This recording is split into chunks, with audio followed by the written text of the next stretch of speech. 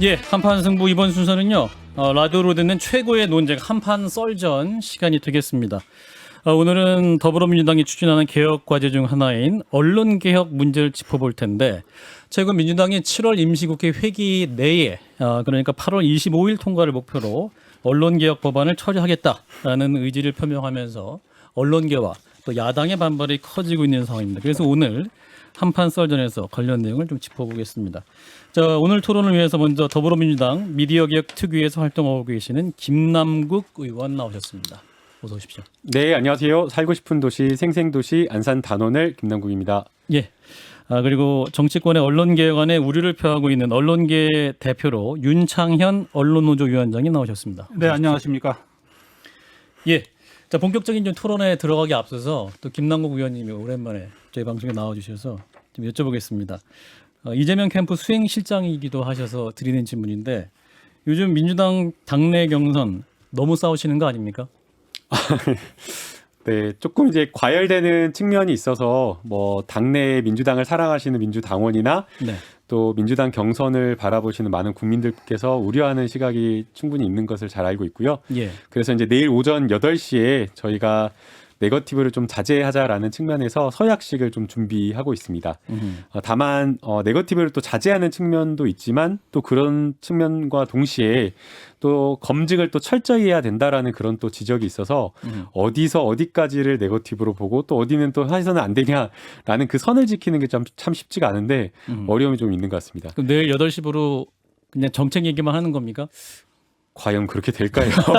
이게 참 어려운 게 원래 저희는 그 이재명 그 후보 같은 경우에는 1위 후보니까 예. 예비 경선 때 보셔서 잘 알겠지만 방어만 하자라는 그런 전략이었고 남 마음 상한 일 하지 말자라는 그런 전략이었는데 계속해서 막 두드려 맞다 보니까 예. 지지율이 막 빠지고 약간은 좀 이렇게 후퇴하는 그런 측면이 있어서 좀 어떻게 해야 될지에 대한 여러 가지 고민은 좀 있는 것 같습니다. 김남국 의원님이 이런 말씀도 하셨어요. 그 신사인 줄 알았는데 이낙연 의원이 이중 플레이를 한다.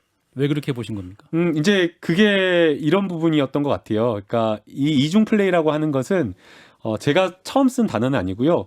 2004년도에 그 우리 갑자기 이름이 생각이 안 나는데 우리 후보님 이낙연 후보님께서 예. 탄핵안 찬성이냐 표결이 반대냐 이 표결과 관련되어서 예. 찬성에 대한 행동을 하시고 사실 그 표결과 관련되어서는 함구하시고 약간 모호한 태도를 취하다 보니까 거기에 대한 어떤 비판적인 어떤 기사가 이중적인 플레이를 한다라는 그런 어떤 태도를 이야기를 하셨었고요. 그리고 이제 오늘날 2021년에 좀 약간 선거운동하는 그 태도도 역시 약간 좀 비슷한 거 아니냐라고 하면서 제가 좀 지적을 한 거였고요.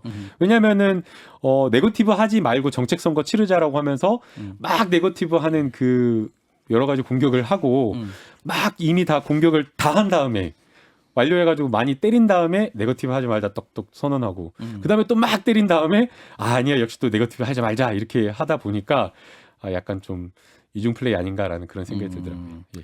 근데 이낙연 후보 측 주장은 백제 발언뿐 아니라 이지사 측에서 오히려 지역주의를 조장하고 있다 이렇게 발언하고 있잖아요. 제가 저희 의원실에서 찾은 건데요. 예. 저희 인턴 비서님께서 열심히 그거를 다 내려가지고 찾았는데 똑같은 취지의 발언을 2016년에 하셨더라고요. 그러니까 덕담을 한 거였거든요. 어려운 선거인데, 그러니까 이게 발언이 딱 이 내용이에요. 이낙연 후보님께서 한 발언이 호남 사람이 전국 조직 중앙회장으로 선출되기 몹시 어렵습니다라고 하면서 어려운 선거에서 이겼다라고 하면서 축하해 주신 발언이었거든요. 저희도 역시나 이 발언에 문제의식을 느끼지 않고 똑같이 이재명 후보도 이낙연 후보에 대해서 호남 사람이 전국에서 고른 지지를 받기가 어려운데 TK나 이런 곳에서도 좋은 그 지지를 받고 있어서 이긴다라고 한다면 정말 좋은 일이다라고 하면서 덕담을 한 건데 이걸 갖다가 비틀어 가지고 지역주의를 불러일으켰다라고 하면서 공격을 해서 오히려 이것은 좀 문제되는 것 아니냐라고 하면서 예전 과거의 발언을 찾아서 이야기를 한 거였습니다. 그러니까 이낙연 후보 측 공격이 더 잘못된 것이다. 오히려. 아니 잘못된다라기보다는 네.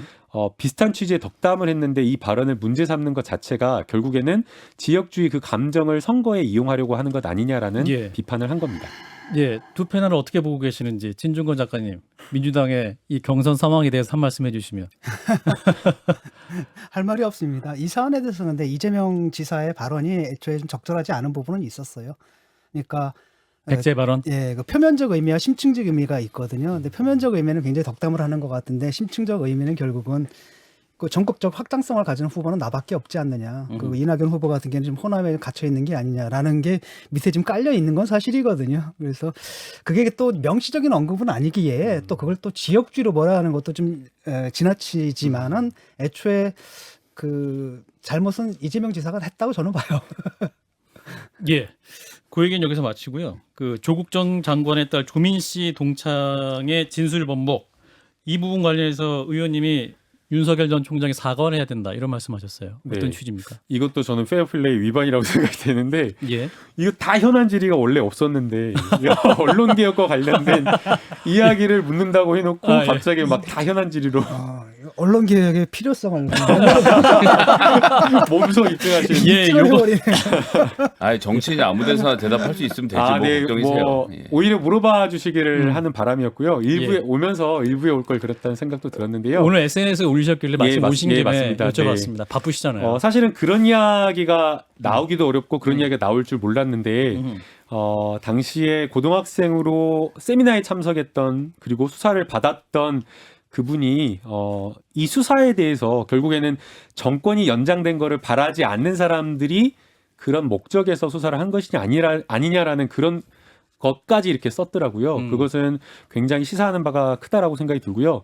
또 그런 차원에서 이게 단순하게 진술 번복이 아니라 굉장히 의미 있는 양심 선언이다라고 저는 이렇게 평가를 하고요. 과연 그러면 왜 이렇게 이런 어떤 결과가 나왔을까? 별거 아니잖아요.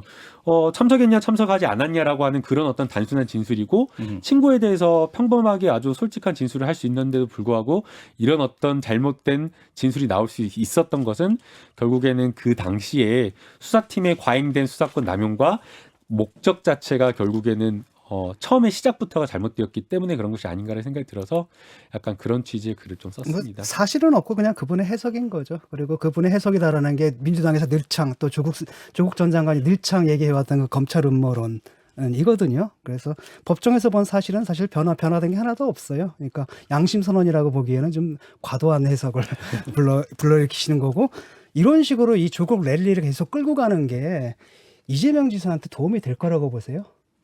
이것은 뭐 이재명 지사에게 도움이 된다, 도움이 안 된다라는 그런 측면보다는 진실의 문제라고 저는 봅니다. 그리고 이게 저는 재판 과정에서 결과가 어떻게 드러났냐, 드러나지 않았냐 이걸 떠나서 재판 결과와는 완전히 무관하게 이미 수사에서 드러난 여러 가지 잘못된 수사 이것만으로도 저는 평가를 저는 할 수 있다라고 생각이 됩니다.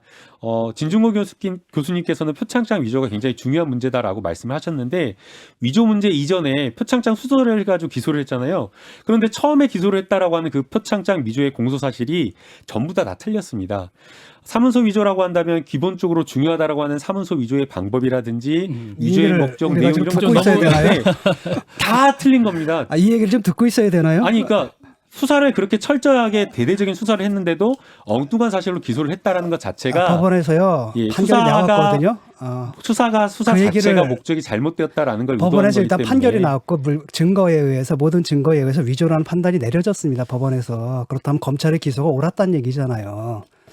그 네, 얘기를 또 왜 반복을 합니까? 우리 윤창현 언론노조위원장이 많이 기다리고 계시네요. 예, 알겠습니다. 오늘 논의는 여기서 마치도록 하고 다른 또 썰전 토론 자리에서 의원님 한 번 더 나와주시면 재판 관련 이야기는 더 깊이 얘기해 보도록 하겠습니다.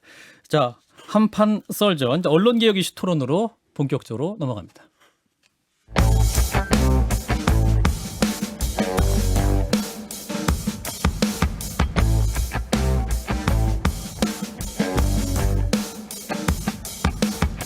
날카로운 현안 분석, 심장이 쫄깃한 인터뷰. 여러분께서는 지금 시사 프로그램의 새로운 모델 CBS 한판 승부를 듣고 계십니다. 예, 자 본격적인 주제 언론중재법 개정안 오늘 문체위 등 법안 소위 심사에 들어갔습니다. 여당이 언론개혁 법안에 속도를 내고 있는데 일단 언론노조에서 언론계 종사자들이 우려하는 지점은 무엇인지 윤창현 위원장님부터 좀 입장을 들어볼까요? 제 순서였나요? 너무 오래 기다리셔서 예, 전반적인 감사합니다. 개혁 법안에 대한 입장 좀 말씀해 주시면 됩니다. 제가 일단 우선적으로 갖고 있는 우려는 이 매번 권력이 교체될 때마다 새로운 권력이 들어서면 언론 개혁을 이야기합니다. 자기 관점에 따라서. 저희가 익히 겪었습니다만 그 이명박 정권 당시에 미네르바 구속시키고 PD들 잡아놓고 나중에 법 바꿔서 종편 무더기로 내주고 할 때 언론개혁이라고 부르짖었어요. 그때. 근데 그게 언론개혁이었습니까? 결과적으로.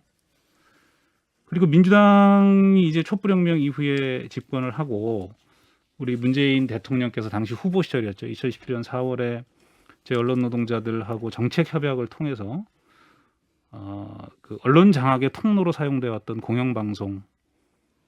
그 당시에는 이제 공영방송이 사실은 그 당시까지만 해도 전체 여론 지형을 상당히 크게 좌우할 수 있는 힘을 갖고 있었기 때문에 공영방송의 정치적 중립을 제도적으로 보장하는 게 굉장히 중요한 과제가 될 수밖에 없었습니다. 네.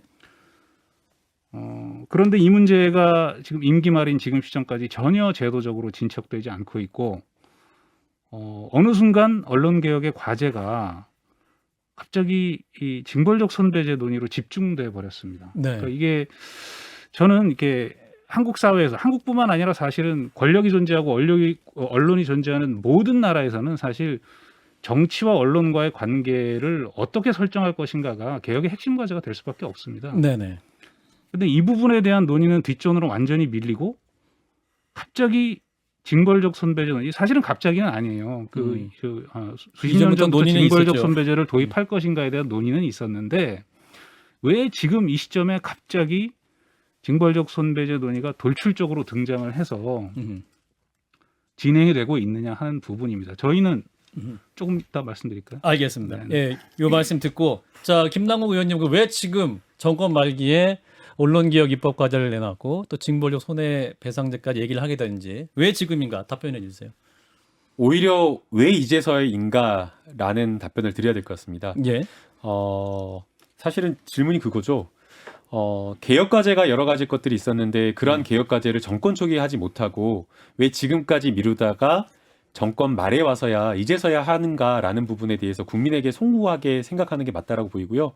그럴 수밖에 없었던 이유는 여러 가지가 있는데요. 아마 정권 초기에는 국정농단과 관련된 여러 가지 국정과 관련된 수사 그리고 제도와 관련된 부분을 정비하다 보니까 예. 사실은 거기까지 또 들여다보지를 못했고요. 또 언론과 관련된 부분을 개혁하려고 하면 언론이 기본적으로 자체적으로 되어야 되는데 정상화되는 데 어떤 시간이 상당히 많이 걸렸습니다. 그래서 그걸 기다려주는데도 상당한 시간이 걸렸고 또 이 언론과 관련된 개혁을 하려면 국회에서 제도적으로 개혁을 해야 되는데 여소야대 상황이다 보니까 예. 사실은 국회 안에서도 입법적으로 밀어붙일 만한 힘이나 이런 어떤 논의를 이끌어낼 수 있는 그러한 어떤 힘을 갖추지 못하다 보니까 지난해 총선 끝나고 저희가 조금 과반의 의석을 가진 상태에서 예. 좀 개혁을 이끌어낼 수 있는 상황과 국면이 되다 보니 늦었지만 지금에서야 이 언론 개혁 과제를 좀 이야기할 수 있는 상황이 됐다라고 국민들이 이제 항상 느끼시기에 항상 여당이 되면 민주당이든 국민의힘이든 항상 언론이 기울어진 운동장이다 이런 주장하시면서 항상 불리하다 이렇게 말씀하시거든요. 우리 김남국 의원님 보시기에 현 언론 지형도 여당이 불리하다 이렇게 판단하십니까? 언론 지형이 뭐 어느 쪽이 불리하다라는 것을 가지고 언론 개혁을 접근하면 그것은 언론 개혁의 올바른 방향으로 가지 못한다라고 저는 생각이 됩니다. 예. 그거를 뛰어넘어야 된다라고 생각이 들고요. 제가 오기 전에 여기 위원장님께서 하신 여러 가지 인터뷰를 봤는데 결국에는 아까 위원장님께서 말씀해주신 정치 권력으로부터 언론을 독립시키는 거 그리고 저는 하나 더 제기하고 싶은 것은 그에 못지않게 재벌 권력으로부터 언론을 독립시키는 게 매우 중요하다고 생각이 됩니다. 예. 요즘에 보면요, 그 언론에 잘 보도가 안 됩니다. 그런데 건설이나 재벌 기업들이 언론사들을 엄청나게 막 사들이고 있어요. 그러면 우리 사회의 여러 가지 담론이나 이런 것들을 다 기득권이나 재벌, 기업 이런 쪽에 맞는 어떤 기사들을 쏟아내고 알게 모르게 우리들의 의식들이 그런 것들이 젖어들 수가 있거든요.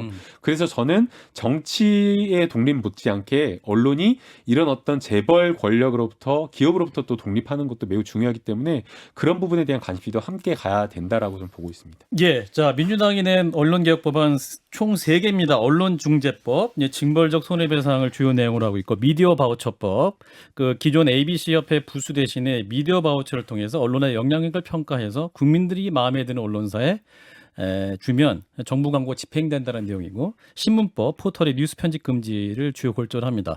자, 먼저 그 징벌적 손해배상 얘기부터 해보죠. 자, 언론 노동자들이 제일 그 우려하는 부분은 어떤 겁니까, 윤창현 위원장? 이거 뭐 솔직히 말씀드리면 네. 처음에 이 징벌적 손배제 관련한 법안들이 발의됐을 때 하고 네. 지금 논의되는 것하고 내용이 굉장히 많이 바뀌었습니다. 그러니까 중간에 여기저기서 문제 제기를 하면서 그걸 보완하기 위해서 이게 찔끔 들어가고 나중에 저게 찔끔 들어가서 최종적으로 지금 문체에서 논의되고 있는 법안이 어떤 모양인지 제가 잘 모르겠어요. 이게 저는 이 과정 자체가 상당히 큰 문제라고 봅니다. 예. 또 하나는 저는 징벌적 손배제를 도입할 수 있다고도 생각해요. 징벌적 손배제 자체가 문제가 아니에요. 그래서 저는 미국도 일부 주에서 징벌적 손배제를 시행하고 있죠. 그러나 언론을 특정해서 시행하지는 않습니다. 징벌적 손배제라는 제조물 책임법을 확대해서 기업에게 책임을 강하게 물리는 법안이 시행 중인데 언론에도 책임을 물려야 한다고 해서 징벌적 손배제 들어와 있어요. 문제는 이 좀 이따 나중에 토론지로 잡혀 있습니다만 그 경우에 액츄얼 멜리스 현실적인 악의를 문제를 제기하는 사람이 입증하라는 겁니다. 이게 왜 중요하냐면 미국도 대한민국 못지않게 재벌 권력이라든가 재벌이라고 표현하지는 않죠. 초거대 기업들이라든가 군산복합체라든가 여기서 미디어를 좌지우지하고 싶어하고 통제하고 싶어하고 억누르고 싶어하죠. 대표적으로 트럼프 대통령 같은 사람들이 입만 열면 가짜뉴스 얘기하지 않았습니까? 그런 사람들과의 관계 속에서 왜 함부로 징벌적 손배를 제기하지 못하느냐, 그 사람들은. 정치적 목적에 따라서 언론의 악의를 마음대로 떠든다는 거예요. CNN 다 가짜뉴스라고 얘기하지 않았습니까? 이런 자의적 판단이 가능한 부분들을 걸러내는 가장 중요한 장치가 입증 책임을 문제를 제기하는 사람이 지라는 겁니다. 언론이 책임을 회피하겠다는 게 아니라 입증 책임을 이렇게 지금 민주당 법안처럼 이렇게 전환시켜 놓으면 나중에 언론이 김남국 의원께서 말씀하신 것처럼 재벌 권력 감시하고 정치 권력 감시하는 그런 본연의 역할을 할 수가 없게 돼요. 예. 자, 징벌적 손해배상 내용, 이제 법안 내용을 보면, 그러니까 이제 언론의 고의, 중과실록이나 허위 보도에 따른 보상을 피해자에게 손해액 3배에서 5배까지 청구할 수 있도록 법제화하자는 겁니다. 이 부분에 대한 이제 윤창현 위원장의 문제 제기였고요. 김남국 의원 약간 그보다 본질적인 예, 부분이 예. 그거거든요. 그러니까 법정에서 피고인이 자신의 무죄를 증명해야 되는 거예요. 그렇죠. 그러니까 이게 좀 황당한 상황이거든요. 검사가 그의 유죄를 입증하는 게 아니라 피고인이 자신의 무죄를 입증해야 되는 이렇게 만들어 놓은 게 좀 이게 예, 법안 내용에 그 입증 책임의 거죠. 문제를 그 보도한 기자가 하도록 돼 있다. 이 부분을 좀 지적하시는 지금 거죠. 법안이 어떻게 돼 있냐면 네. 고의 중과실 요건을 해놓고 그 특히 이제 뭐 대기업이나 정치인들 같은 경우에 해할 목적이 있을 경우에 징벌적 손배를 청구할 수 있다 이렇게 돼 있어요. 네. 그런데 면책 조항이 들어 있는데 언론이 그렇게 하지 않았다는 것을 입증할 경우에는 면책한다 이렇게 돼 있습니다. 그러니까 아무 내용이 안 담겨 있는 게 아니고 결국은 이걸 니들이 입증하면 니들이 무죄라고 봐줄게 이렇게 돼 있는 거예요. 그러니까 기존의 민법을 가지고 손해배상을 청구하면 언론에 대해서 손해배상을 청구하면 법정에서 고의 중과실을 소를 제기하는 쪽에서 일단 입증을 해야 됩니다. 그래서 고의 중과실이 입증이 되면 그걸 가지고 법정에서는 언론에 대한 그 무죄 추정의 원칙이 있지 않습니까? 그걸 가지고 그 고의 중과실이 무죄 추정의 원칙에 따라서 언론을 면책해 줄 만큼 그런 상황이 되는지를 판단할 때 그제서야 언론이 이거는 우리가 고의로 한 게 아닙니다. 라는 것들을 나중에 입증을 하게 돼 있죠. 그런데 이 법안은 원칙적으로 소를 제기하는 사람이 책임을 져야 할 부분을 언론에 다 떠넘기고 있다라는 거예요. 예, 자, 징벌적 손해배상 문제, 언론도 정말 과도한 보도는 책임질 의사가 있다. 다만 입증 책임의 문제로 좀 좁혀졌는데 김남국 의원님 관련 법안 내용이 그렇게 된 게 맞습니까? 그 우선은 무죄를 입증하라라는 것은 아니고요. 이것은 민사 책임이기 때문에 유무죄와 관련된 부분은 아닙니다.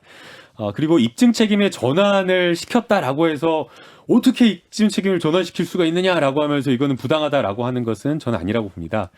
민사상 책임에 있어서 명백한 경우 또 그리고 그것을 여러 가지 증거와 관련된 부분이 상대방에게 있어서 그 입증을 다른 당사자, 손해를 입은 당사자에게 입증하라라고 할 때 불리한 결과를 초래하는 경우, 예컨대 취재와 관련된 부분에 있어서 기자들이 다 취재를 하는 거지 않습니까? 예컨대 취재원과 관련된 부분, 어떻게 취재를 했는지와 관련된 검증을 피해를 입은 당사자가 어떻게 알 수가 있습니까? 그런 부분에 있어서 여러 가지 어려움이 있기 때문에 입증과 관련된 부분을 전환시켜주는 것이 오히려 합리적이고, 그리고 그러한 것들이 우리 민사상 손해배상 책임에서 입증 책임의 전환의 논리로 다른 법률에도 이미 다 많이 들어와 있습니다. 그렇기 때문에 지금 여기와 관련된 고의 중과실과 관련된 입증 책임의 전환, 추정과 관련된 요건이 광범위하게 들어와 있는 것이 아니고 몇 가지 요건, 아주 명백한 경우 딱 한 5가지 정도로 해가지고 들어와 있는 겁니다. 예. 예컨대 취재원이 발언을 하지도 않았는데 허위로 갖다가 그냥 거짓해가지고 왜곡해가지고 쓴 경우, 그 다음에 아예 법률을 명백하게 위반을 한 경우, 그리고 계속적이거나 반복적이거나 허위의 조작 보도를 통해 가지고 피해자와 사이에 금품이나 이런 것들을 수수해 가지고 돈 준 경우. 예전 다 기억하실지 모르겠는데 2014년에 특정한 언론사가 그 인터뷰한 사람한테 돈 줘가지고 그 서울시 공무원 유우성 씨 간첩 조작 사건과 관련된 인터뷰를 하고 대대적으로 보도를 한 겁니다. 근데 그 돈 주고 200만 원 주고 인터뷰 기사를 썼다는 거거든요. 이러한 어떤 명백한 경우에 이 고의 중과실을 추정할 수 있다라고 하는 것이기 때문에 입증 책임의 전환이 들어갔다라고 해서 이 징벌적 손해배상이 무조건 잘못됐다라고 이야기하는 것은 너무 이렇게 좀 과장한 것이 아닌가라는 생각이 듭니다. 진중권 작가. 아주 구체적인 예를 들어보죠. 한겨레 신문에서 윤석열 총장의 별장에 성대접을 받았다는 보도를 하지 않았습니까? 저는 굉장히 악의적이라고 생각을 해요. 마이크를 좀 가까이 네. 대주시고. 악의적인 보도라고 생각을 하거든요. 그런데 이제 이재명 지사께서는 뭐라 그러냐면 그런 보도를 하는 신문사는 문을 닫아버리게 하겠다 이렇게 얘기를 한 걸로 알고 있거든요. 근데 그런 경우에는 좀 전에 말씀하신 것 같은 경우에는 그 한겨레 신문에서 자신의 무죄를 어떻게 입증을 할 수 있을까요, 이걸? 한겨레 신문사가 그 취재와 관련되어서 어떤 취재원을 가지고 어떻게 취재를 했고 또 그리고 그걸 단순하게 한 번 취재를 한 것에 거치지 않고 그 취재를 검증하기 위한 어떤 검증 절차를 거쳤는지를 소상하게 밝힌다라고 한다면 지금 30조의 5의 면책 규정이 들어가 있습니다. 그래서 진위 여부를 확인할 수 있는 검증 절차를 충분히 입증할 수 있다라고 한다면 손해배상 책임을 지지 않습니다. 윤창현 제가 위원장. 조금 더 말씀드리고 아까 입증 책임 관련해서 이제 입증 책임을 지금 언론에 전환을 하는 것이다 합리적이라고 김 의원께서 말씀하셨는데 모든 경우가 그런 건 아니고요. 예. 특별한 경우에. 네네. 좀 말씀을 좀 드리면 이게 현실에서 어떻게 적용될지 좀 생각을 해봐야 됩니다. 그러니까 예를 하나 들어볼게요. 어떤 기자가 삼성의 노조 탄압과 관련된 내부 제보를 받았어요. 그런데 이 내부 제보와 관련된 모든 내용은 취재원인 삼성이 갖고 있는 겁니다. 기자가 아니라. 기자는 모든 사실을 다 알 수 없어요. 수사기관이 아니기 때문에. 한정된 사실관계를 취합해서 합리적 결론에 도달했을 때 기사를 쓰는 것이죠. 그렇기 때문에 기자는 어떤 그 상품을 제조하는 과정에서 일반 제조물과는 달리 언론 자유의 측면에서 보호받을 측면이 거기서 생기는 겁니다. 또 하나는 예를 들어서 제가 방금 말씀드린 삼성의 무슨 뭐 노조 탄압과 관련된 사실이 있었는데 그 부분에 관련한 제보가 들어와서 기사를 쓰고 취재를 해서 방송을 냈어요. 그런데 삼성이 이거 악의적인 오보다, 악의적이다라고 해서 소를 걸었단 말이에요. 그러면 실제 소송이 벌어졌을 때 법정에서 무슨 일이 벌어질까 생각해 보세요. 삼성이 이 문서 가짜다, 이 제보 가짜다라고 했을 때 기자가 어떻게 증명을 할 수 있습니까? 그거를? 그러면 취재원을 공개하는 수밖에 없어요. 내부 제보자를 공개해야 되는 거예요. 이러면 권력 감시 불가능해집니다. 이런 식으로 가면. 또 하나 네. 고의 중과실 조건이 아주 분명한 조건에만 돼 있다고 하는데 취재원 발언의 허위 또는 왜곡 인용이라고 했어요. 근데 이게 얼마나 자의적인 규정인지를 제가 단적인 예를 들어서 설명드리면 지금 민주당 대선 후보 경선 과정에서 발언 하나를 두고 서로 왜곡됐다고 서로 가짜 뉴스라고 막 공격을 해요. 이렇게 그 명확하지 않은 걸 그 규정을 둬서 마구 추정을 하게 하는 건 소송을 남발하게 할 우려가 대단히 큽니다. 이게 무슨 이런 상황이 벌어지면 실제 언론이 소송에 가서 패소하지 않더라도 전반적인 취재 과정 자체가 굉장히 위축될 수밖에 없습니다. 칠링 이펙트죠. 예, 이렇게 되면 위축될 수밖에 없다. 그래서 지금 오늘 이제 뭐 민주당 김승원 의원께서 기자들한테 책임을 묻지 않도록 회사의 책임을 묻도록 이렇게 좀 보완책을 마련하겠다 했는데 그거는 기자의 책임을 물으나 회사의 책임을 물으나 벌어지는 효과는 똑같습니다. 회사에 소가 들어오면 야 이거 소송 들어왔어. 그러면 기자 개인의 입장에서는 그냥 확 위축돼 버리는 거죠. 실제로 그런 효과를 노리고 이미 여러 대기업들이 징벌적 손배가 없는 상태에서도 유무죄와 상관없이 마구 소송을 걸고 있습니다. 억대 소송을 기자 개인에게 걸고 있습니다. 자, 이 부분 김선혜 소장도 좀 반론을 해주세요. 저는 뭐 억대 소송 이야기들 하시는데, 그러니까 징벌적 손해배상제가 나오게 된 배경을 보면 지금의 사법 체계에서는 대법원 양형위원회의 문제라고 저는 봅니다. 그러니까 정말로 문제가 있었던 오보가 왜 없겠습니까? 악의적인 오보도 있었고 그것이 법원에서 증명된 바도 있는데 거기에 대해서 합당한 처벌이 제가 보기엔 이루어지지가 않아요. 그러니까 뭐 이런 재벌 이런 문제를 떠나서 누가 보기에도 명백한 오보였고 아까 전에 말씀하셨던 유성 씨의 사건도 그렇고 그렇게 돼서 들통이 나면 기껏해야 한 돈 1, 2천만 원 물고 끝나거든요. 이게 뭐 기자 개인이든 회사든. 그럼 그동안 트래픽이나 광고를 통해서 벌어들이는 수익을 생각하면 그깟 돈 1, 200, 돈 1, 2천 정도는 물어줘도 그만이라는 생각이 언론계에 있을 수밖에 없는 상황이기 때문에 징벌적 손해배상이라는 것으로 외화가 됐는데 좀 기본적으로는 이것이 글쎄요 뭐 정치 저희가 주제를 다루니까 이게 사법의 영역을 뭐 못 다뤄서 그런데 대법원 양형위원회가 실질적으로 처벌 기준을 정상화시키는 것도 저는 하나의 논의해 볼 수 있는 솔루션이다 생각을 합니다. 저는 그 위원장님께서 말씀하신 김남국 언론의 의원. 자유나 이런 것들도 중요하지만 그에 못지않게 언론의 책임성도 매우 중요하다고 생각이 됩니다. 지금 우리나라의 언론의 신뢰도는 거의 꼴찌 수준입니다. 그리고 가짜 뉴스로 인해서 개인이 여러 가지 피해를 봤다라고 하면서 소송을 제기하거나 언론중재위원회에 10년 사이에 청구를 한 청구 건수가 굉장히 5, 6배씩 늘어났습니다. 그런데 법원에서 구제되는 실질적인 어떤 구제 피해액이나 손해배상 받는 금액을 보면 승소율은 뭐 한 39.7%인데 인용 금액은 500만 원 수준밖에 되지 않습니다. 그러니까 실질적으로 받은 피해를 정신적 고통은 어마어마하게 받는데 아예 피해 회복이 되지 않는다라는 겁니다. 그렇기 때문에 국민들은 이 언론의 자유 못지않게 언론의 책임성이 중요하다라고 이야기를 하고 있는 거고요. 징벌적 손해배상으로 인해서 언론의 여러 가지 뭐 감시 기능이라든가 이런 것들이 위축된다라는 거 충분히 이해할 수 있습니다. 그렇기 때문에 이 안에도 여러 가지 제도적 장치를 뒀고요. 또 뭐 지금 진중권 교수님께서도 많이 강조하신 이게 결국에는 고위직 공무원이나 또는 대기업 임원들 이런 사람들 재벌들 방패막이 될 거다라고 해가지고 이것도 안 되도록 조항을 넣었습니다. 그래서 정무직 공무원이나 또는 그 후보자의 대통령으로 정하는 또 대기업 주요 주주 이런 사람들 임직원들 이 징벌적 손해배상에서 제외되는 것으로 또 이렇게 단서 조항을 넣었기 때문에 너무 언론의 자유만을 무한대로 누려야 된다라는 그 논리는 조금 저는 그렇게 주장하기 어렵지 어렵고요. 않다라는 생각이 언론의 듭니다. 자유를 무한정으로 누리자는 게 아니라 그 민주주의의 기능적 유지를 위해서 필요한 필수적인 언론 자유 기능을 마비시키면 안 된다는, 둔화시키면 안 된다는 말씀을 드리는 거고요. 언론 중재 관련해서 말씀을 하셨는데 뭐 39.7% 인용되는 500만 원 피해 보상 수준을 말씀하셨는데 이것과 관련해서 이제 좀 전문적으로 검토를 해오셨던 분들이 언론법학회의 교수님들이세요. 그분들이 지금 대부분 현행 징벌적 손배제 관련해서 이 배상의 수준 관련해서도 좀 더 전문적 검토가 필요하다는 의견을 계속 내고 계세요.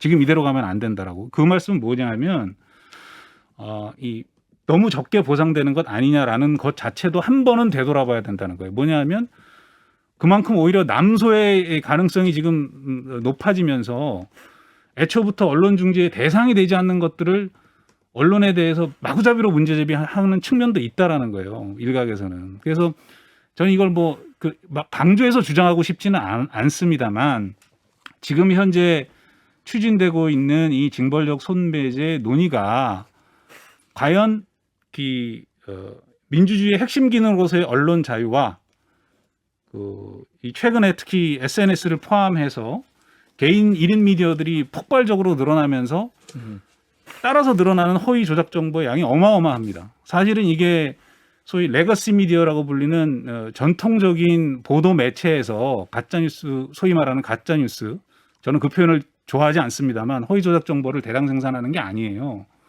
누가 허위 조작 정보를 지금 이렇게 대폭 확대해서 생산해내고 유통시키고 있냐를 봐야 된다라는 거예요. 근데 이제 그런 유튜버들 같은 경우는 지금 처벌도 많이 받고 계정 뭐 5.18 관련돼서 왜곡한 경우에는 계정이 날아가기도 하고 또 실형을 살기도 하고 있지 않습니까? 그것에 비해서 언론사는 가지고 있는 권한에 비해서 책임이 적다라는 것이 국민의 공통적 인식이라고 하면 그 점에 대해서는 좀 대화를 해보실 필요가 있지 않겠나 싶은 생각이 아니 제가 그 대화를 회피하는 게 아니고 국민의 인식이라고 말씀하셨는데 어떤 그 언론학자가 그 민주당 토론회에서 그런 말씀도 하셨더라고요. 80%의 국민 여론이 있는데 이건 국민 여론이 그러면 해야 된다. 일견 맞는 말씀 같지만 저는 대단히 위험하다고 생각합니다. 그렇게 논의가 진중권 되는 게 작가도 예를 보러 들어가지고 뭐 사형제다 그거 하면은 아마 국민의 대다수가 아마 찬성할 겁니다. 그다음에 뭐 여성 문제라든지 환경 문제라든지 그런 식으로 여론에다가 조작하면 안 될 것 같고 예를 들어서 이런 거 저 그 당에 그 김영민 의원이 저를 고소를 했어요. 그래가지고 정말 피곤했거든요. 그거 하게 되면 소장을 써야지 법원에 나가야 되죠. 이런 거든. 물론 제가 승소했습니다. 그런데 그것만 가지고도 굉장히 위축 효과가 있거든. 칠링 이펙트가 있는데 예. 기자들 같은 경우는 오죽하겠습니까? 지금도 뭐 언론중재위원도 있고 그다음에 또 소가 또 뭐냐면 민사도 있고 또 형사도 들어오게 되면은 재판이 1심, 2심, 3심에서 6개가 된단 말이죠. 그래서 저는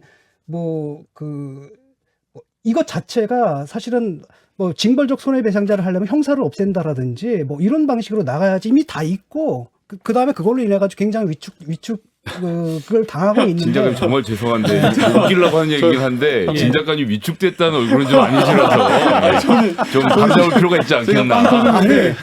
제가 그 당사자인데 네네. 그 과연 정말 그랬나? 제가 진짜 많이 진중국에서 괴롭힘을 당했는데 네네. 조롱당했지, 놀림당했지, 괴롭힘당했지. 뭐 저는 그래도 뭐 소송을 하거나 그러진 않았어요. 아니 그런 기자들이 위축당했다는 느낌을 한 김영민 번도. 의원이 좀 배우셔야 되는데 우리 김남국 의원을 아이고, 네. 왜냐하면 뭐 소송한 너댓건 당하잖아요. 저희 그러면 의사- 1심, 2심, 3심에다 민사에다가 형사에다가 진짜 피곤하거든요. 경찰서 가야지, 뭐 검찰 가야지, 법원 가야지. 진짜 사람 근데 피곤하게 예, 만들거든요. 진 작가님처럼 한 500만 명, 1000만 근데- 명이 아는 말씀을 하셨으면 거기에 대해서는 참 안타까운 책임도 건 같이 지셔야죠. 뭐냐면 지금 민주당에서 계속 얘기를 하는 게 무슨 개혁 자체가 자기 목적이 된 것 같아요. 국민들은 왜 하는지 모르는 개혁들을 계속하고 있거든요.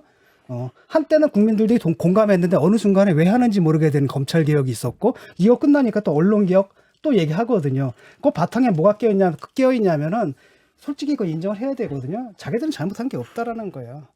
자기들의 잘못 비위가 발견되면 그건 검찰이 잘못한 거고요. 그래서 유죄가 나면 그럼 법원이 잘못한 거고요. 그다음 그걸 보도한 언론이 잘못한 거고. 그래서 검찰 개혁, 사법 개혁, 언론 개혁 계속 나오는 게 되는 거고 사실상 언론의 중립성을 얘기한다면 KBS나 MBC 그 지배 구조라든지 이건 자기들이 맘만 먹으면 할 수 있는 거거든요. 내려놓으면 되는 제 거예요. 말씀이 그 말씀이에요. 안 하잖아요. 예. 안 하고 나서 조국 사태 이후 그건 안 하는 건 또 아니죠. 갑자기 언론이 뭐 왜곡 보도가 많았다는 등 막 이렇게 김남국 의원님, 떠들면서 그 KBS 나오니까 지배구조 문제가 관련돼서 되는 안 하는 건 아니지 않습니까? 네, 지금 이미 법안이 다 발의가 되어 있는 상황이고요. 예. 지금 노조에서 이야기하는 법안에 대해서 민주당도 지금 동의하고 있는 상황이고 제가 이제 가깝게 이재명 후보하고도 이야기를 해보니까 오히려 이재명 후보님도 이거 왜 안 하고 있냐고 민주당이 그래서 이제 제가 알아보니까 논의된 지금 발의된 법안 중에서 어떤 법안을 이제 놓고 사실은 이제 큰 방향에 있어서 국민이 더 참여해야 되고 의원님 그리고 또 어떤 법안인지 법안 설명을 좀 예, 해주세요. 너무 잠깐만요. 많습니다. 거의 13개인가 다른 돼가지고요. 느낌에 모여서 지금 이제 공영방송 지배구조 개선 문제로 네. 조금 자연스럽게 넘어가는데 자 일단은 이 부분은 또 언론노조가 굉장히 해야 된다고 주장하고 있기 때문에 언론노조 입장 듣고 의원님 더 계속 얘기 듣겠습니다. 저희가 서두에서도 말씀드렸고 이거는 우리 국민들이 그리 멀지 않은 과거의 역사에서 왜 공영방송이 정치로부터 독립돼야 되는지 눈으로 다 보셨어요. 그 이명박 정권 들어서 가지고 지금 민주당에서 얘기하고 있지 않습니까? 정의원주 사장 그 당시에 어거지로 이사 바꿔가지고 배임 혐의 씌워가지고 쫓아내고 MBC 그런 식으로 또 장악하고 개판되고 죄송합니다. 이게 쓰면 안 되는 말이죠. 적절한 네. 용어가 아닌가 싶습니다. 죄송합니다. 여하튼 그런 일들이 벌어지고 저희 그 수많은 언론 노동자들이 일자리에서 쫓겨나고 그러니까 대통령 눈에 정부의 마음에 들지 않는 방송을 했다라는 거죠. 그래서 순치시키겠다는 목적을 가지고 정치가 방송과 언론에 개입해서 정말 칼날을 휘두르지 않았습니까? 그 역사가 누적이 돼서 어떤 일이 벌어졌습니까? 그 세월호 참사 때의 그 참혹한 오보 사태, 거기다 플러스 알파로 이 박근혜 국정농단을 전혀 감시하지 못했던 애완견이 돼버린 언론의 모습들을 국민들이 다 목격하셨어요.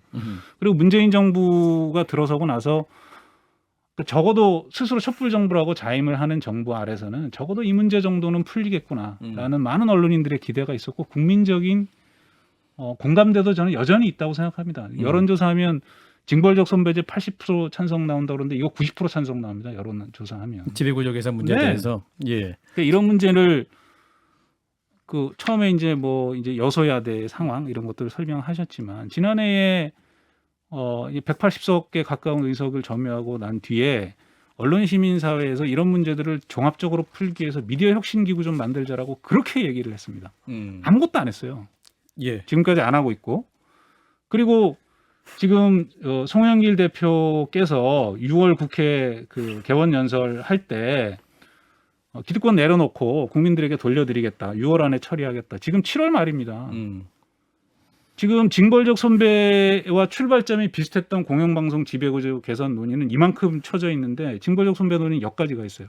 지금 논의하고 계신다 그러는데 제가 파악한 바로는 민주당의 의원들이 각각 발의한 여러 안을 어떻게 조율해서 하나의 안으로 만들지에 대한 논의가 전혀 진전되지 않고 있습니다. 그리고 예. 그 와중에 공영방송 이사 추천 과정이 다시 시작됐고 기존 법률로요. 그 지금 기존 방송법에도 정치권이 추천한다는 규정 어디에도 없습니다. 그런데 문재인 캠프에서 특보 지내고 박영선 선거 캠프에서 특보 지낸 분, 또 이미 과거 MBC, KBS에서 그 정권의 대리인으로 내려와서 방송 망쳤던 그 뭐 흉측한 인사들 다시 다 지원했습니다. 이런 상황이 왜 재현되는 것인가? 민주당이 필요할 때는 180석의 위력들을 보여줬지 않습니까? 뭐 검찰, 뭐 공수처 법안이든 뭐 마음만 먹으면 할 수 있다라는 거예요. 제가 보기엔 정치적 의지의 문제라고 봅니다. 의지가 없는 것 같다. 자, 민주당 김남국 의원. 저도 반론해 이제 주세요. 뭐 답답할 때가 많은데요. 네. 제가 뭐 당대표거나 원내대표 지도부를 구성하고 있지 않기 때문에 모든 문제를 속 시원하게 좀 답을 못 드려서 좀 답답하기도 합니다. 네. 그러나 여러 가지 언론 개혁과 관련된 개혁 과제들이 있는데 똑같은 어떤 여러 가지 개혁 과제를 똑같은 중요도로 똑같은 시기 같은 크기의 문제로 해가지고 함께 처리할 수 있는 문제는 또 아닌 것 같다라는 생각이 듭니다. 그래서 저는 그 우선순위가 잘못됐다는 말씀을 계속 드리는 저는 그렇게 겁니다. 보지 않는데요. 지금 노조와 관련된 문제는 우리가 흔히 이렇게 이야기를 하잖아요.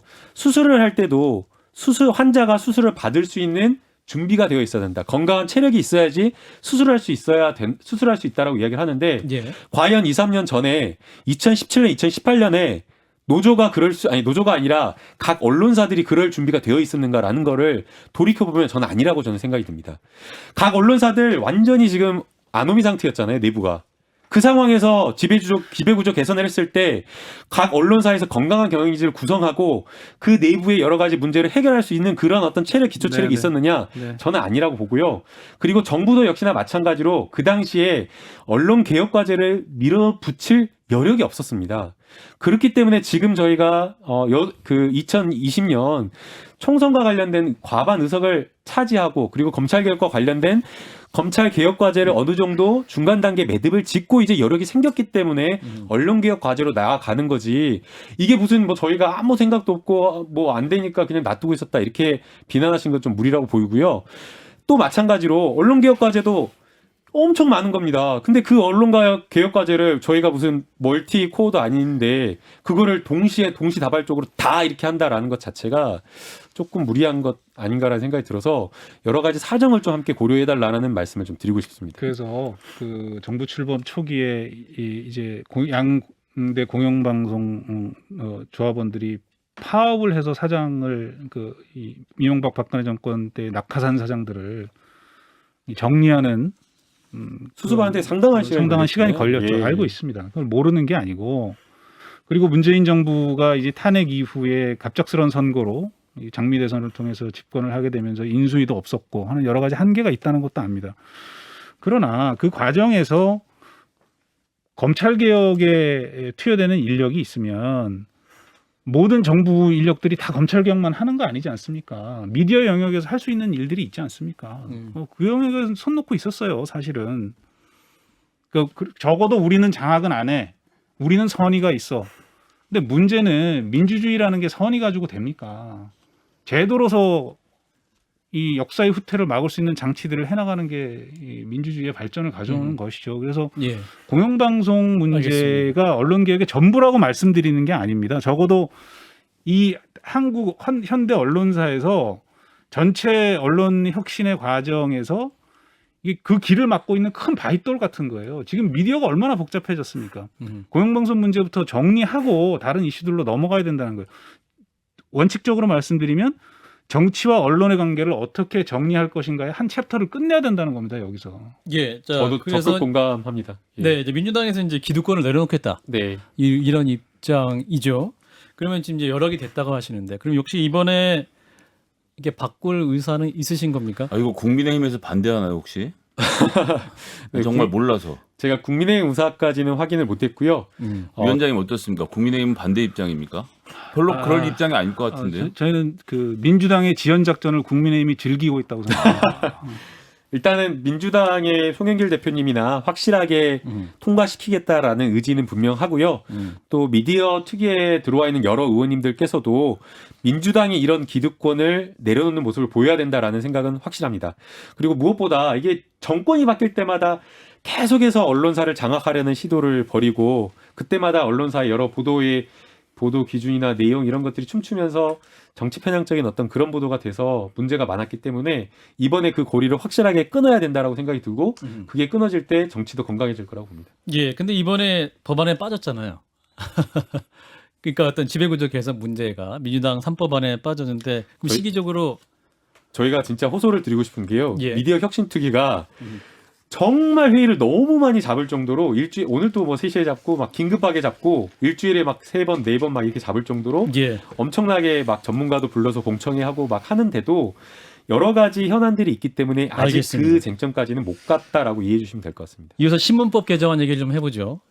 주요 내용이 이제 포털뉴스 편집 금지를 주요 골자로 하고 있습니다. 이병헌 의원과 김의겸 열린민주당 의원, 이병헌 민주당 의원 한 2개가 있는데 일단은 골자는 이병헌 의원안은 포털이 뉴스 매개 시 생산한 자의 인터넷 홈피드를 통해 의무화한다. 뉴스 매개 시.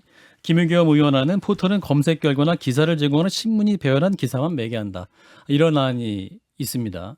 이 법안 왜 필요합니까? 김남국 의원님? 이제 그 뉴스를 소비하는 방법이 좀 달라졌기 때문이라고 생각이 되는데요. 이제 과거에는 신문이라든가 이런 어떤 지면을 통해서 뉴스를 많이 봤었는데 요즘에는 심지어 그 기자님들도 신문을 보지 않으시고 손에 들려있는 스마트폰이나 PC를 통해서 뉴스를 보고 그 소비량이 거의 한 80%, 90%에 가깝다라고 이야기를 하고 있거든요. 그만큼 양대 포털이 차지하고 있는 그런 어떤 압도적인 지배력이 굉장히 높기 때문에 이 포털에 대한 뉴스의 어떤 알고리즘 이런 것들이 굉장히 커졌다라고 보는 거고요. 그렇기 때문에 그 포털에서 어떤 뉴스를 보여주느냐에 따라서 여론 형성이 굉장히 달라지기 때문에 이런 알고리즘의 공개 그리고 그러한 어떤 포털이 가지는 책임성에 따라서 알고리즘이 어떻게 만들어지는지 공개된 공론화 장소에서 검증을 하자라는 그런 취지인 것 같습니다. 저 여기 말하려고 여태까지 말 안 하고 이 문제 제일 궁금 많이 하셨습니까? 예, 말씀해 주세요. 이건 평소에 너무 관심 많은 예, 주제라. 열린민주당에서 또 발의한 내용도 있고. 김의겸 의원 낸 자는 크게 관심이 없고요. 그렇습니까? 제 얘기할 겁니다. 예, 일단 말씀해 주세요. 너무 하신 게 아니에요. 그 장충기 삼성전자의 이 실세였죠. 이 양반이 2015년에 받은 문자 내용 보면 이런 게 있습니다. 댓글 상황입니다. 어제 네이버, 다음 양포털 뉴스팀에 미리 협조 요청해놔서인지 조간 기사가 전혀 포털에 노출되지 않고 있습니다. 포털에 노출되지 않아 댓글 붙는 확산은 전혀 없는 추세입니다 하면서 2015년 5월 15일 당시 이재용 삼성생명 공익재단 이사장 취임 관련된 뉴스가 안 나오도록 만드는 뭐 이런 작업이었는데 제가 하고 싶은 얘기는 뭐냐면 삼성이 로비를 SBS에도 하고 MBC에도 하고 KBS에도 하고 한국일보도 하고 조선일보도 하고 한겨레도 하게 해야 돼요. 그러니까 각 신문사마다 매달려서 기사를 내려달라고 부탁을 하는 구조로 만들어 놓으면 한두 신문사라도 삐져나와서 뭔가를 진실을 보도할 텐데 예. 지금 우리나라 구조는 정말로 안타깝게 네이버 포털 네이트 이런 정도 네이버 다음 네이트 정도의 포털 사이트에 물론 지금은 담당자를 잡는 걸로 된다는 음모론을 펴뜨리는 건 아닙니다. 하지만 여기만 어떻게든 잡아 넣으면 원하는 보도를 막을 수 있는 힘이 여전히 남아있다는 자체가 문제라는 거예요. 그러니까 먹잇감이 한정되어 있다라는 이 문제를 해결하기 위해서라도 포털이 뭘 못하게 만들어야 된다. 그리고 한 말씀만 더 드리면 신문사에서 편집국장이 되려면 30년 동안 기자 생활하고 직원들로부터 신망을 얻어서 투표를 통해서 되고 그 사람이 편집을 한 거를 기자들이 믿고 따르는 거거든요. 근데 네이버가 뭐라고 거기 와서 자기들 마음대로 클릭을 해갖고 기사를 하다 이제는 나는 잘 모르겠는데 AI가 알아서 하고 있습니다라는 거짓말을 하도록 지켜보고 있습니까? 이 문제는 언론사랑 다 함께 모여서 이 포털 개혁은 뭐 하루 이틀에 될 일은 아니지만 꼭 해야 된다고 생각합니다. 옛날에 이게 뭐 포털만의 문제가 아니라 옛날에 그 동아일보사 앞에 가게 되면 5시인가에 사람들 다 나와 있어요. 회사에서 다 나와가지고 모든 신문들 다 보면서 자기 예. 회사 기사가 있는지 미리 전화를 하고 그 다음에 이제 불리한 기사가 있으면 와요 신문사로. 그 다음에 아마 광고 장사는 하나 보지. 나도 한번 당한 적이 있거든요. 그래가지고 뭐 H 뭐 그룹이었는데 사장 한번 비판했는데 내 컬럼을 썼는데 예. 컬럼이 잘렸어요. 그래가지고 그 신문사에서 기고를 못하겠다라고 한 적도 있거든요. 그래서 그거는 포털이냐 아니냐가 아니라 어쨌든 그 자기들한테 불리한 기사가 실리는 이거는 옛날부터도 해왔고 아마 지금도 하고 있을 거라고 생각을 해요. 예, 잠깐 그건 제 본질은 말씀과 아닌 것 같고. 예. 동의하는데 그래서 그 모든 언론사들을 로비하게 둬야지 네이버만 로비하면 모든 문제가 해결되게 되는 이 구조를 모든 바꿔야 언론사가 된다는 거죠. 아니라 그런 기사가 모든 게 동시 보도되는 경우는 없어요. 특정 언론사가 나오니까 그거를 그래 이제 이른바 가판이죠. 가판하고 배달판이 있어서 가판이 대개는 그 용이에요. 그거 용이거든요. 그래서 가판에서 먼저 보고 한 다음에 배달판에서 빠져서 나가는 게 아주 관행처럼 되어 있는 거고 지금은 어떻게 달라졌는지 모르겠지만 요즘은 그런 건 없어진 거예요. 예, 자 윤창현 위원장 어떤 입장이신지 예, 포털 편집 개혁 금지. 필요하죠. 그 부분에 대해서 제가 원칙적으로 반대하는 것은 아니고요. 예. 다만 이제 지금 그 민주당에서 이야기하고 있는 포털 개혁 방안이 이제 뉴스벨에서 완전히 손을 떼고 아웃링크 방식으로 가자라는 것들이 골자를 이루고 있는 것 같은데 아닌데요? 그 방안 아닌가요? 아닌데요?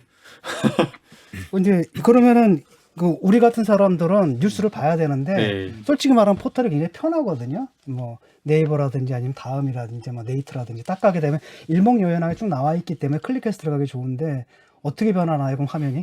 기본적으로는 그 뉴스 편집권을 포털이 가져가지 말고 소비하는 이용자에게 맡겨주자라는 쪽으로 그러니까 가고 있습니다. 내가 그 자기 이용자한테 본인이 맡겨주는데 스스로 내가 나한테 뭐가 맡겨지는 본인이 거예요? 스스로 자기가 구독하고 싶은 것을 배열을 하는 거죠. 자기가 원하는 신문, 커스터마이즈. 그렇죠. 커스터마이즈를 자기가 하는 거죠. 지금은 이제 편집 네이버가 지금 그런 식인 거잖아요.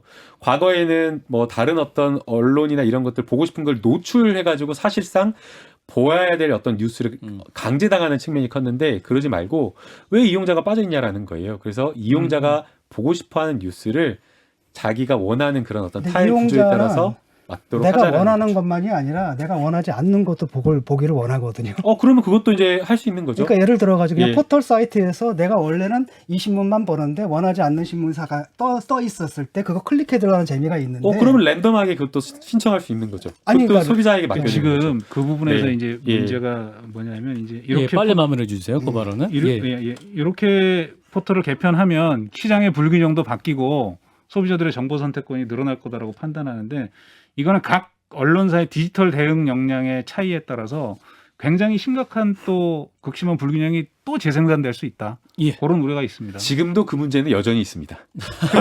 원래 아니, 언론사 크기에 따라 훨씬 더 심각합니다. 정상 아닌가요? 훨씬 더 원래 이제 심각합니다. 아웃링크 한다라고 예. 했을 때 그 당시에 3년 전인가?